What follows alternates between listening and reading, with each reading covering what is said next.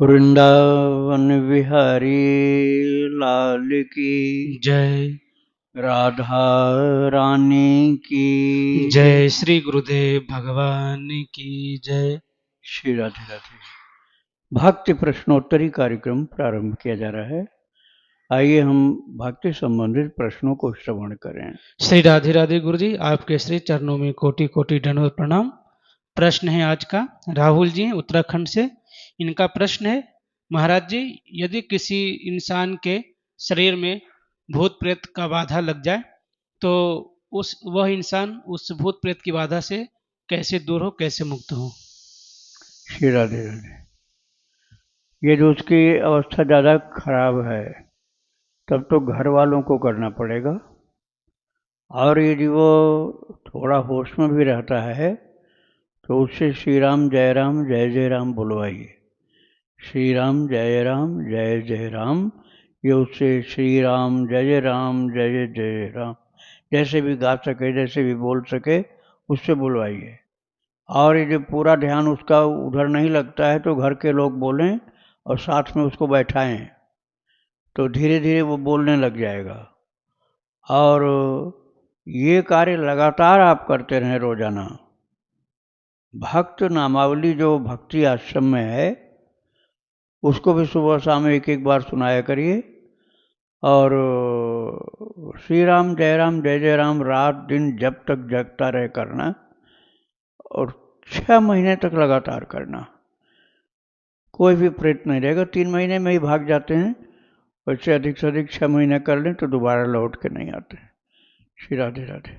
पल्लवी जी हैं लखनऊ से। इनका प्रश्न है, गुरुदेव, दीक्षा के समय आपने जो दुपट्टा चुनरी दिया था कि सर पर इसको रख करके जप करना, तो सुबह के टाइम में उसी दुपट्टा को सर पर रख करके जाप करती हूँ। मुझे हनुमान जी के प्रसादी में भी एक चुनरी, एक दुपट्टा मिला है, तो क्या उस चुनरी का उपयोग मैं शाम के टाइम में जप करते समय सर पर रखने के लिए ओढ़ कर कर सकती हूँ, या किसी और कार्य में ले सकती हूँ? नहीं, उसको हनुमान जी का है ना, तो शाम को नहीं करो। शाम को स्नान करो तो कर सकती हो, लेकिन यदि शाम को स्नान नहीं करना है तो सुबह स्नान के बाद उसको सिर पर रख सकते हैं। ये ध्यान रखना कि हनुमान जी वाला जो दुपट्टा है वो पैरों पर नहीं जाना चाहिए, केवल सिर पर ही रख सकते हैं। छोटा करके सिर पर रखना होगा। और ऐसा नहीं बन पा रहा है तो रामायण को लपेटने के लिए उस कपड़े को यूज करो। ग्रंथ को, कोई भी धार्मिक ग्रंथ को उसमें बांध सकते हो। और शरीर पर रखना है तो केवल सिर पर रखना होगा, पैरों में नहीं जाना चाहिए। श्री राधे राधे। अनुराग जी हैं दिल्ली से। इनका प्रश्न है, क्या सोयाबीन, जिसको न्यूट्रेला भी बोलते हैं, तथा मूली सभी वैष्णवों में वर्जित है? नहीं नहीं, ये तो शुद्ध चीज़ें, सात्विक। सोयाबीन और मूली। हाँ, मूली जो है तमोगुणी तो नहीं है, लेकिन रजोगुणी कामोत्तेजक होती है। इसलिए मूली का भगवान को तो भोग लगेगा, ऐसा नहीं कि भगवान को भोग लगेगा नहीं, लेकिन और लोगों को प्रसाद रूप में थोड़ा सा ग्रहण करने में दोष नहीं है। अधिकतया जो लोग मूली बहुत खाते हैं उसके लिए वर्जित किया गया, लेकिन भगवान को मूली का भोग लगता है और उसमें से थोड़ा सा प्रसादी आप ले सकते हैं। और सोयाबीन तो सात्विक है ही। राधे राधे। इनका दूसरा प्रश्न है, क्या वृंदावन के भक्त खाना चख के ही भगवान को भोग लगाते हैं? क्या भक्ति आश्रम में भी ऐसा होता है? खाना चख कर ऐसा विधान तो नहीं है, लेकिन जिसको वात्सल्य भाव है अपने ठाकुर जी के प्रति, या माधुर्य भाव है, स्वामी सेवक में नहीं चलता है। जो दास्य भाव है उसमें नहीं चलता है कि भगवान को भोग लगाने के पहले आप चखें। लेकिन बाल भाव जो होता है, वात्सल्य भाव, कि भगवान को बच्चे के रूप में आप देखते हैं, तो ऐसा कर सकते हैं। या कोई प्रिया प्रियतम का भाव हो तो वो भी अपने प्रियतम को खिलाने के पहले थोड़ा सा चख सकते हैं कि ज़्यादा इसमें मिर्च तो नहीं, या नमक नहीं, मीठा कम है, या ऐसी कुछ गड़बड़ी है, तो उसके लिए थोड़ा सा स्वाद उसका पता कर सकते हैं, कोई दोष नहीं लगेगा। राधे राधे। इनका अगला प्रश्न है, क्या तिलक पूजा की शुरुआत में लगाएं या बाद में? शाम को स्नान से पहले अगर तिलक लगा हुआ हो तो उसको पोंछना ठीक रहेगा? तिलक पूजा के शुरू में लगाया जाता है। सुबह जब आप स्नान करेंगे तो स्नान करने के बाद पहले तिलक ही लगाओ, उसके बाद सब पूजा करो, ध्यान जप पाठ सब बाद में करो, पहले तिलक लगाओ। और शाम को तिलक लगा हुआ तो छुड़ाना जरूरी नहीं होता, न छुड़ाना ही ज़्यादा अच्छा है। श्री राधे राधे। इनका अगला प्रश्न है, भक्तमाल का लॉकेट क्या बाथरूम में ले जा सकते हैं? कई ऐसे लॉकेट होते हैं जिनमें गीता जी भी छोटे अक्षरों में छपी होती है, तो बाथरूम वगैरह में ले जा सकते हैं? यदि गले में ही बंधा हुआ हो, लटक नहीं रहा है, गले में ही है, तो आप पहने हुए जा सकते हो बाथरूम में। और लटक रहा है, नाभि तक जा रहा है और नीचे भी जाने की संभावना है, तो उससे अच्छा उतार के रख दो उसको। गले तक में ही हो, 1-2 इंच नीचे तक जाए कोई बात नहीं, ज़्यादा लटकता हो तो उतार के जाना चाहिए। श्री राधे राधे। इनका आखिरी प्रश्न है, किसी अन्य देवी देवता की आरती कहीं चल रही हो या आरती खुद कर रहे हो तो उस समय मन में नाम जपना या आज्ञा चक्र पे नाम लिखना उनके प्रति अनादर तो नहीं होगा? कोई अनादर नहीं होगा, वो भगवान की चीज़ है। ध्यान करना या जप करना भगवान का आरती के समय में कोई दोष नहीं है। राधे राधे। विनीत नारायण दास जी गाजियाबाद से, इनका प्रश्न है, गुरुजी 30 मार्च को आपके दर्शन से मैं कृतार्थ हुआ। आपके दर्शन से पहले 4:30 बजे श्री वृंदावन की परिक्रमा की, फिर आपके दर्शन के बाद मैं श्री गोवर्धन महाराज जी की परिक्रमा करने चला गया। नींद नहीं ले पाया ठीक से, दोपहर में 1 बज रहे थे, धरती तप रही थी, पाँव भी जल रहे थे। जैसे कैसे करके बड़ी परिक्रमा तो शाम तक पूरी हो गई, पर पाँव में छाले पड़ने से ठीक से चला नहीं जा रहा था। छोटी परिक्रमा नहीं कर पाया। फिर अगले दिन बरसाना धाम में श्री जी के दर्शन भी प्राप्त हुए। मन में बड़ा पछतावा है, क्या मैं फिर से जाकर वहाँ परिक्रमा जहाँ छोड़ी थी वहीं से शुरू करके पूरी करूं तो क्या परिक्रमा पूरी मानी जाएगी या फिर से शुरू से ही आरंभ करूं? मन बड़ा दुखी है कि परिक्रमा पूरा नहीं कर पाया, क्या करूं? नहीं, कोई बात नहीं है, कोई गलत नहीं हुआ है। ऐसा तो किया जाता है, जिसको पूरी परिक्रमा करने में परेशानी रहती है तो 2 दिन में कर लेते हैं। आपकी जो शेष रह गई है उसको पूरा कर लो किसी भी दिन जाकर। राधे राधे। इनका आखिरी प्रश्न है, तुलसी माला को गाय के घी में रखें या फिर तिल का तेल या फिर सरसों के तेल में भी रख सकते हैं? सरसों का तेल नहीं ठीक है, गाय के घी का, शुद्ध देसी गाय का शुद्ध घी हो तो उसमें आप रख सकते हो, लेकिन ध्यान रखना फिर चूहे लेके भागते हैं।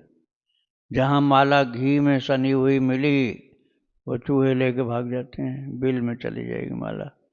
तो उसको कहीं आपको सुरक्षित रखना पड़ेगा अलमारी के अंदर। और नहीं घी मिलता है तब आप तिल के तेल में कर सकते हैं। राधे राधे। उन्नाव सिंह गुरु जी, इनका प्रश्न है, स्वामी जी 10वीं तिथि को कुत्ते का एक बच्चा तड़प रहा था, प्राण छोड़ ही रहा था। उस बच्चे के मुख में गंगा जल और राधे श्याम नाम सुनाया, 1-2 घंटे में मर जाता है। तो क्या इतना करने से कुछ हो सकता है? उस कुत्ते को अगले जन्म के लिए उस कुत्ते के बच्चे को कुछ हो सकता है उसका? हमसे कोई गलती तो नहीं इसमें? नहीं, गलती नहीं, आपने अच्छा काम किया है और उसका अगला जन्म जरूर से सुधरेगा। और संभव है कि मनुष्य का जन्म मिल जाए, तो आपने अच्छा काम किया है, ऐसा कार्य तो करना ही चाहिए। राधे राधे। इनका दूसरा प्रश्न है, स्वामी जी विरक्त दीक्षा के बाद अपने माता पिता की सेवा की जा सकती है या नहीं? देखो, विरक्त दीक्षा लेने का हर्ष नहीं करना चाहिए। घर से वैराग्य हो जाए और वो भी देखो कि आपके माता पिता की सेवा के लिए कोई भाई घर में और है कि नहीं। अकेले हो आप, एकमात्र पुत्र हो, तब घर नहीं छोड़ना चाहिए। माता पिता का आदेश हो तो दीक्षा वैराग्य की ले करके उनके जीवन पर्यंत घर में रह सकते हो, लेकिन उसके बाद गृह त्याग करना आवश्यक होता है। श्री राधे राधे। इनका आखिरी प्रश्न है, मेरे मित्र लोग कुछ नास्तिक हैं और कुछ मेरे खानदान में भी हैं। जब बात करता हूँ भगवान की बात होने लगती है तो वो उल्टा बतलाने लगते हैं, संत महात्मा लोगों को भी गलत बोलने लगते हैं। ऐसे लोगों की बात सुनकर बाद में हमें पछतावा होता है कि लगता है कि ऐसे लोगों से बात क्यों करता हूँ। इनसे पीछा कैसे छोड़ें, कृपया मार्गदर्शन करें। ऐसे लोगों का संग बहुत बड़ा कुसंग होता है। ये कुसंग जो होता है इसके लिए नारद भक्ति सूत्र में नारद जी ने कहा है, दुसंग सर्वथैव त्याज्य, सूत्र नंबर 43। नारद भक्ति सूत्र का सूत्र नंबर 43 है, दुसंग सर्वथैव त्याज्य, कुसंग बिल्कुल त्याज्य होता है। ऐसे लोगों का संग एकदम नहीं करो। ये बैठा में भी अपने पास आपको तो हाथ जोड़ करके सिर झुका के चल दो, बोलना में पड़े तो कह दो भाई कोई जरूरी काम में चले जा रहे हैं, इसलिए मौका ही नहीं दो इनको बात करने का।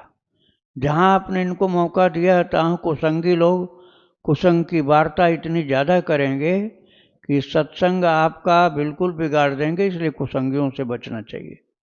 श्री राधे राधे। आशीष शर्मा जी हैं करौली राजस्थान से। इनका प्रश्न है, महाराज जी अतीत में मैंने एक गुप्त महापाप किया था जिसकी वजह से मुझे शरीर पर रोग हो गया और मेरा रोग मिट नहीं रहा। कोई ऐसा मजबूत उपाय बताएं जिससे कि मैं ठीक हो जाऊं। आप पहले कोई रोग है, रोग का नाम तो आपने बताया नहीं, तो देसी गाय का गोमूत्र लगाइए उस शरीर का, यदि चमड़े वाला रोग है तो। और त्रिफला रोजाना पाइए, त्रिफला रात को थोड़ा जरूर लीजिए, उसके पाने से भी आपका कल्याण होगा।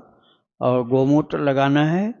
और अच्युताय नमः, अनंताय नमः, गोविंदाय नमः।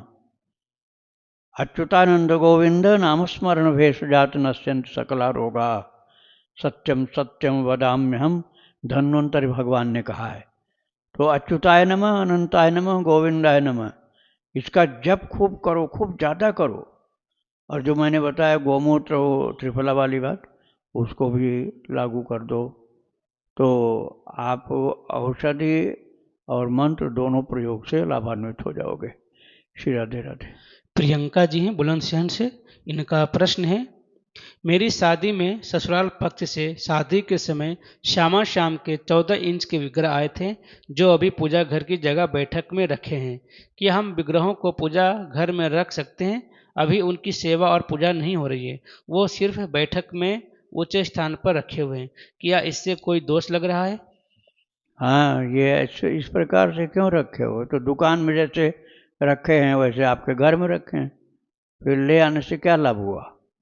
इनको आप पंचामृत में स्नान कराओ, किसी भी एकादशी के दिन कर लो, या कोई त्यौहार हो, पर्व, जैसे भी रामनवमी, 6 तारीख को रामनवमी है, बहुत अच्छा समय है, मध्य दोपहर में अभिजीत मुहूर्त होता है, उस समय आप पंचामृत में भगवान को स्नान कराओ, खूब श्रृंगार कराओ, भोग लगाओ और कीर्तन करो, आरती करो, प्रसाद वितरण करो, बाद में तुम भी प्रसाद लो, फिर उनको जगाना, उठाना और अपने शरीर जैसी उनकी सेवा करना, ये चालू कर दो। रखे रखे श्री विग्रह का अनादर होता भाई, ऐसे नहीं रखना चाहिए, उनकी पूजा करनी चाहिए। श्री राधे राधे। लोकेश चंद्र भट्ट जी उत्तराखंड से। इनका प्रश्न है, व्यभिचारिणी भक्ति क्या होती है? व्यभिचारिणी और अव्यभिचारिणी, ये भक्ति का वर्णन गीता जी में भी मिलता है, 14वें अध्याय में गीता जी में। माम च यो व्यभिचारेण भक्ति योगेन सेवते सगुणान समतीत्येतान ब्रह्म भूजाय कल्पते। भगवान ने 14वें अध्याय में कहा है गीता जी में, अव्यभिचारिणी भक्ति योग के द्वारा जो मेरी भक्ति करता है वह गुणों की सीमा को पार करके गुणातीत हो जाता है, भगवान ने कहा है। तो अव्यभिचारिणी भक्ति और व्यभिचारिणी भक्ति में अंतर क्या है? जैसे मुल्ला के यहाँ चादर भी चढ़ाया है और भगवान की भक्ति भी कर लिया, मौका मौका देखकर। भगवान को गाली बकने वाले लोग मिल गए तो तुम भी गाली बकने लग गए, और पीर पैगंबर की बड़ाई हो रही तो वहाँ पीर पैगंबर की बड़ाई कर दिया। तो ये जो है व्यभिचारिणी भक्ति है। व्यभिचारिणी भक्ति सच्ची भक्ति नहीं है, इसमें दोष लगता है, भक्ति में उत्थान नहीं होता है। और अनन्य भक्ति अपने प्रभु के प्रति हो, एकमात्र अपने भगवान का आश्रय हो, और कोई देवी देवता पार्षद हों तो उनके सिर झुका दो, लेकिन ध्यान सेवा और अनन्यता अपने ठाकुर जी के लिए होनी चाहिए। ध्यान सेवा और अनन्यता, चरणाश्रय, समर्पण अपने एकमात्र भगवान के लिए हो, वही अनन्य भक्ति, उसी को अव्यभिचारिणी भक्ति कहा जाता है। श्री राधे राधे। इनका दूसरा प्रश्न है, महाराज जी जिनकी दीक्षा नहीं हुई है उन्हें कितने राउंड की कंठी माला पहननी चाहिए? वह श्री रामानंद संप्रदाय में कितने राउंड की कंठी धारण की जाती है? एक बार रसखान जी ने इतनी कंठी पहन रखी थी कि कोई जल्दी उठा भी न सके, पूरा बोझ था कंठियों का, तुलसी मालाओं का बोझ गले में। तो उनसे लोगों ने पूछा महाराज रसखान भक्त से कि कोई एक लड़की पहनता, कोई दो लड़की पहनता है, कोई कोई पंचमाला पहनते हैं, आपके तो हजारों माला कंठी पूरी लटक रही, पूरे शरीर भरा हुआ, ऐसा क्यों? बोले भैया जिसके पास ज़्यादा माल होता है तो बड़ी नाव चाहिए उसके लिए, मेरे पास पाप ज़्यादा है। मैं पठान के घर में पैदा हुआ, गंदा खाया पिया बचपन में, उसके बाद तो गुरुदेव की कृपा बहुत बाद में हुई विठलनाथ गोसाई की, तब मैं प्रभु का भक्त बन पाया। तो मैं सोचता हूँ कि मेरे पापों को पार करने के लिए तुलसी मैया की एक कंठी क्यों, पूरा जितना आ सके उतना कंठी इसलिए पहने रहता हूँ। तो ये भाव की बात है भक्तों। ये वैसे लोग कहते हैं कि आप युगल की उपासना करते हो तो दो कंठी पहनो, युगल की उपासना करते हो तो दो पहनो, और केवल एक राम जी की या केवल बाल कृष्ण की पूजा करते हो तो एक पहनो, और जिसको राजा राम के दरबार की पूजा करनी है तो उनको पंचमाला पहननी चाहिए। तो आपको जो पसंद हो आप वो पहनो, असली तुलसी होनी चाहिए। श्री राधे राधे। इनका आखिरी प्रश्न है, महाराज जी भक्तमाल कंठी माला को धारण करने के क्या क्या नियम व सावधानियां हैं, और क्या भक्तमाल कंठी में भगवान नाम अंकित होना चाहिए या नहीं? भगवान नाम तो आपके अंदर चलना चाहिए, नस नस में, नाड़ी नाड़ी में प्रभु के नाम जिह्वा पर और मन में। कंठी पर यदि लिखा हुआ है तो कोई दोष नहीं, अच्छा है, लेकिन असली तुलसी फिर जल्दी नहीं मिलेगी। असली तुलसी पर नाम लेखन बड़ा कठिन होता है, लकड़ी बड़ी कड़ी होती है, इसलिए नाम लिखा हुआ जो खुदा हुआ होता है, वो खुदा हुआ लिखा है यदि, तो फिर वो ज़्यादातर लकड़ी होती है, नकली तुलसी होती है, इसलिए इसमें आप ठगे जाते हो। हाँ यदि लिखा खुदाई करके नहीं, केवल पेंटिंग से लिखा हुआ है स्टेंसिल से, तब तो असली तुलसी हो सकती है। और जो लॉकेट होता है, एक तो होता है भक्तमाल जी का लॉकेट, एक होता है गीता जी का लॉकेट, उसमें लटका हुआ, उसको आप इतना छोटा रखो कि वो बहुत लटके नहीं, बस गले के पास होना चाहिए, नहीं तो बार बार आपको बाथरूम जाने पर उतारना पड़ेगा। गले के पास 2-4 अंगुल नीचे तक होगा तो नहीं उतारना पड़ेगा आपको। तो इसको पहनने के लिए कोई ऐसा नियम नहीं है कि जो बहुत आवश्यक है, आप जितना अधिक से अधिक पहनोगे उतना ही कल्याण है, इसमें कोई भी ऐसी बात नहीं है कि आप नहीं पहन सकते हो। श्री राधे राधे। कंचन चौधरी जी हैं मलसराय गोवर्धन से, इनका प्रश्न है, महाराज जी जिस प्रकार राम नाम की कॉपी में राम नाम लेखन कार्य किया जाता है, क्या उसी प्रकार शिव नाम लेखन कार्य के लिए शिव नाम की कॉपी अलग से आती है, या फिर राम नाम वाली कॉपी में ही शिव नाम लिखा जाता है, लेकिन राम नाम की कॉपी में एक कोने पर शुरुआत में ही राम नाम लिखा हुआ होता है, जिससे शिव नाम की गणना में फर्क पड़ सकता है? अगर अलग से आती है तो कहाँ उपलब्ध होगी? नहीं, आपको अलग से कापी खोजने की जरूरत नहीं है। आप राम नाम की कापी में ही शिव शिव शिव शिव शिव लिखते जाइए, और जो एक जगह आपको अलग लिखा हुआ मिल रहा है वो काटना नहीं है, उसकी जगह उसके बगल में लिख दो आप। उस कोष्ठक के बगल में एक शिव नाम और लिख दो। तो शिव शिव राम राम की जगह शिव शिव लिखते जाओ। आपकी भगवान शिव में ज़्यादा प्रीति है तो आप ऐसा कर सकते हैं। श्री राधे राधे। इनका दूसरा प्रश्न है, महाराज जी, माला झोली के बारे में जानना था कि क्या माला बिना झोली के नहीं की जा सकती, और झोली में माला करने के फायदे व झोली रखते समय क्या क्या सावधानियां बरतनी चाहिए। बस ये आपको ध्यान देना है कि माला का आदर करना है। जैसे ठाकुर जी का आदर किया जाता है, पूज्य मानते हैं, ऐसे माला भी पूज्य होती है। पैरों में न लगे, जमीन पर न जाए, इसलिए झोली रखना जरूरी हो जाता है। हाँ, आपको जो बिना झोली के रखनी है तो छोटी माला होती है 27 मन के वाली, जिसको सुमिरनी बोलते हैं, उससे जप करो। और 108 मन के की माला आपकी है तो झोली जरूरी होती है। श्री राधे राधे। इनका आखिरी प्रश्न है, महाराज जी, नाम महाराज जब भाव या भाव में लेने से मनुष्य का कल्याण करते हैं तो मनुष्य को निष्पाप होने के लिए कितने नाम जप करने होंगे। देखो भाई, इसका मतलब ये नहीं होता है कि अभाव से ही जप करो, कुभाव से जप करो, अनादर से, क्रोध से। यही तरीका नहीं है। अरे, एन केन विधि दीने दान करे कल्याण, जैसे तुलसीदास जी ने लिखा है कि कलयुग में जैसे भी तैसे भी कैसे भी दान कर दोगे कल्याण करेगा। तो इसका मतलब ये नहीं होता है कि अनादर से दान करो। आदर के साथ दान किया जाता है, उसकी महिमा ज़्यादा होती है। ऐसे भाव के साथ भगवान का नाम जपो, श्रद्धा से, भक्ति से, भाव से, प्रेम से जपो, तो उसकी महिमा बहुत होती है। अब आप बिना प्रेम के, अनादर से, गुस्सा से करोगे तो व्यर्थ तो नहीं जाएगा, लेकिन महिमा थोड़ी कम हो जाती है। श्री राधे राधे। नीलम सारस्वत जी हैं आगरा से। इनका प्रश्न है, महाराज जी, हमने आपसे दिसंबर 2024 में हमारे घर में लगे हुए एक नींबू के पेड़ के संबंध में प्रश्न किया था। एक ज्योतिषी ने हमें बताया था कि हाँ, यह पेड़ हमारे लिए अच्छा नहीं है और इसी की वजह से मेरी बेटी की तबीयत सही नहीं रहती, तो इस पेड़ को कटवा दिया जाए।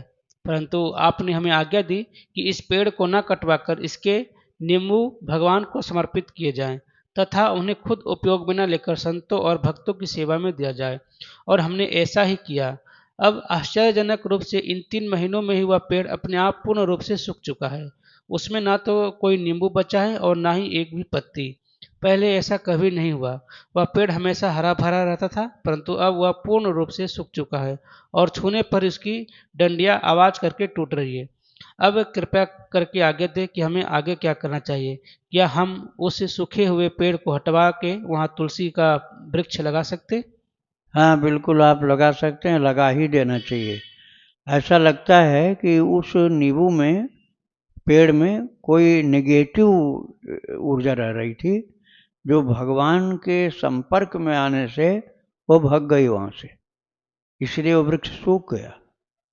कोई भी प्रेत की या पैशाचिक कोई शक्ति थी जिसके कारण आप लोग बीमार रहते थे, और जब भगवान की सेवा में वो सब समर्पित हुआ नींबू, तो भगवान के संयुक्त होते ही वो जो नकारात्मक शक्ति थी वहाँ से भाग गई, इसलिए वो वृक्ष सूख गया है।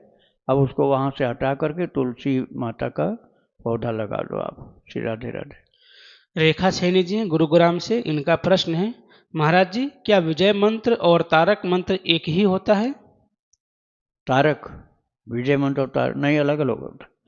तारक मंत्र षडक्षर होता है, 6 अक्षर होते हैं। विजय मंत्र तो श्री राम जय जय राम ये होता है। तारक मंत्र हम अभी बोल कर नहीं बता सकते हैं, क्योंकि वो दीक्षा में मिलता है, इसलिए उसको माइक पर नहीं बताया जा सकता। श्री राधे राधे। गुरुजी, एक दुविधा ये है कि जैसे कहा जाता है कि अगर शरीर में आत्मा ना रहे तो वो शरीर निर्जीव होता है।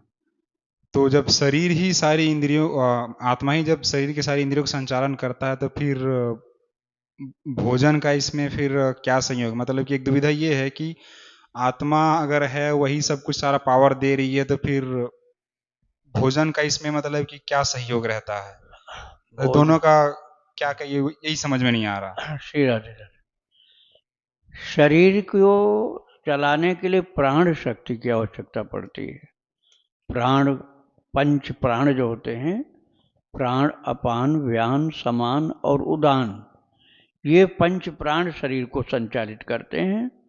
ये पंच प्राण यदि संचालित नहीं हो तो निष्प्राण हो जाता है।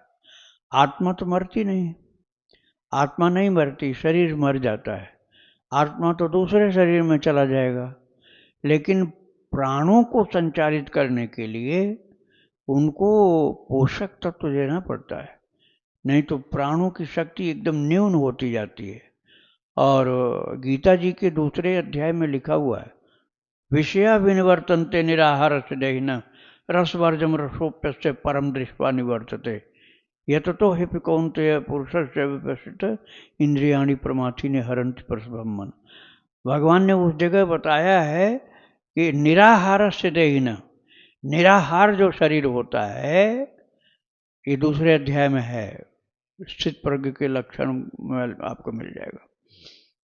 पीछे दूसरे अध्याय के जो अर्जुन का प्रश्न आता है स्थित प्रज्ञ की क्या परिभाषा, उसके बाद ये है। तो वहाँ भगवान ने कहा निराहार जो रहने लग जाता है तो उसकी चेतना धीरे धीरे प्राणों के न्यून होने से कम होती जाती है और यहाँ तक कि वो विस्मृति की अवस्था में पहुंच जाता है, जिसको कामा बोलते हैं। ऐसी पोजीशन में शरीर पहुंच जाता है तो आत्मा तो नहीं निकल गई, लेकिन उसकी प्राण शक्ति बहुत कम हो जाती है। तो प्राण शक्ति कम हो जाने से शरीर निष्क्रिय हो जाता है, शरीर जिंदा होते हुए भी निष्क्रिय हो जाता है। इसलिए प्राणों को संचालित करने के लिए ऊर्जा की आवश्यकता पड़ती है और ऊर्जा के लिए आहार की आवश्यकता पड़ती है।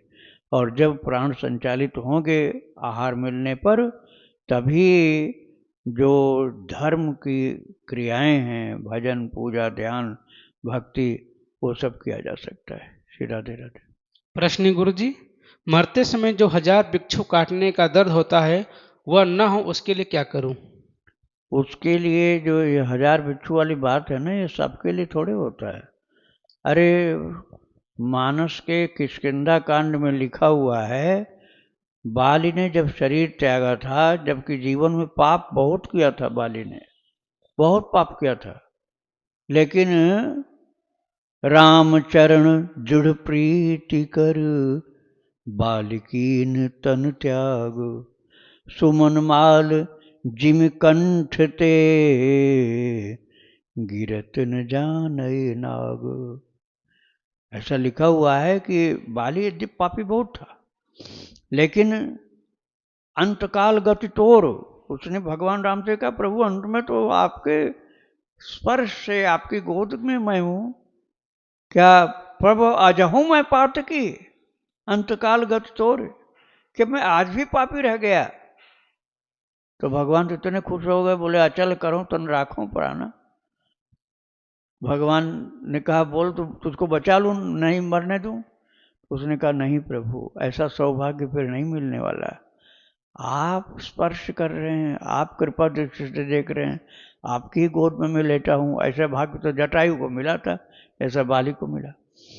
तो वहां ये वर्णन है कि जब बाली ने शरीर छोड़ा है, राम चरण दृढ़ प्रीति कर बालिकीन तन त्याग सुमन माल जिम कंठ ते गिरत न जानय नाग। नाग सांप के लिए नहीं कहेगा, नाग माने हाथी होता है।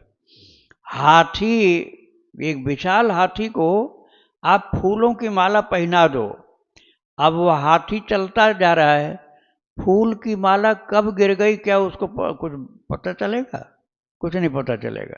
ऐसे ही बाली ने जब भगवान राम का दर्शन प्राप्त किया है तो ऐसी प्रीति उसके अंदर, भक्ति ऐसी उमड़ी है कि उसका शरीर जब छूटा है, रामचरण दृढ़ प्रीतिकल बाल कीन तन त्याग तो कैसे से उसका शरीर छूटा है? जैसे हाथी के गले से माला गिर गई हो। जैसे हाथी के गले से फूल की माला गिर जाए तो हाथी को कुछ पता ही नहीं चलता है। ऐसे बाली को शरीर कब छूट गया उसका ध्यान पता ही नहीं चला। 1000 बिच्छू क्या, एक मच्छर के बराबर भी काटने का दर्द नहीं हुआ उसको। 1000 बिच्छू तो बहुत बड़ी बात है, बाली को एक मच्छर काटने के बराबर भी दर्द नहीं हुआ। जैसे हाथी के गले से माला गिर गई हो, ऐसे शरीर छूट गया और आत्मा निकल के भगवत धाम चली गई। तो इसका मतलब यह हुआ रामचरण दृढ़ प्रीति, बस ये मूल मंत्र है। बाली का वो इतना अधम पापी होने पर भी ये लाभ क्यों मिला? राम के चरणों की दृढ़ प्रीति उसने अंत में प्राप्त कर ली। जिंदगी भर उसने कड़वा खट्टा खाया, लेकिन अंत में इतना मधुर रस मिल गया उसको, भक्ति का रस, कि सारी कड़वाहट उसकी खत्म हो गई जिंदगी की, और एकदम मिठास से भर गया हृदय उसका, प्रभु की भक्ति के रस से सराबोर हो गया। तो राम चरण दृढ़ प्रीति कर बाली कीर्तन त्याग। राम के चरणों की दृढ़ प्रीति प्राप्त करके बाली ने शरीर त्यागा, तो मच्छर काटने के बराबर भी दर्द नहीं हुआ। हाथी के गले से जैसे माला छूट जाए ऐसे उसका शरीर छूट गया, आत्मा मुक्त होकर के भगवत धाम को पहुंच गई। तो आप भगवान से प्रेम करो, खूब प्रेम करो, भगवान से खूब प्रेम करो, और दृढ़ प्रीति भगवत चरणों की प्राप्त करो, तो 1000 बिच्छू वाली बात ही नहीं होगी, एक बिच्छू की भी बात नहीं होगी। कब शरीर छूटा पता भी नहीं चलेगा, आनंद के साथ प्रस्थान हो जाएगा। श्री राधे राधे। प्रश्न गुरु जी, हमारे घर में सभी लोग बीमार रहते हैं, तो ऐसा क्या उपाय करें जिससे कि सभी लोग स्वस्थ रहें? देखो, बीमार रहने का कारण क्या, पहले ये मालूम करो। यदि कोई भोजन वाली गड़बड़ी है तो भोजन ठीक करो पहले। ये तुम्हारे यहाँ कोई संक्रामक बीमारी है तो उस बीमारी को ठीक करो। यदि कोई बीमारी नहीं है तो कोई निगेटिव एनर्जी वाली बात हो सकती है। उसके लिए आपको प्रतिदिन घर के सब लोगों को बैठा करके 1 घंटा नाम संकीर्तन करना पड़ेगा। एक आदमी को नहीं, घर में जितने लोग हैं सब एक साथ बैठ करके, चाहे सुबह चाहे शाम चाहे रात में, एक बार 1 घंटा बैठ करके सब एक साथ कीर्तन करें, नाम संकीर्तन। और यदि कोई बीमार है तो उसको वहाँ बैठा लो, भले बोल नहीं सके सुने वो, और जो बोल सकता चाहे धीमे बोले चाहे तेज बोले, लेकिन बोलना सबको है। यदि रोजाना 1 घंटा कीर्तन घर के सब लोग इकट्ठा होकर रोजाना करें तो ये सामूहिक बीमारी समाप्त हो जाएगी। और वास्तव में कोई रोग है तो दवाई भी करो, और रोग नहीं है तो कोई बाधा यदि है ऊपर की जिसको बोलते हैं, वो सब समाप्त हो जाएगी। श्री राधे राधे। वृंदावन बिहारी लाल की जय। राधा रानी की जय। श्री गुरुदेव भगवान की जय। श्री राधे राधे। अब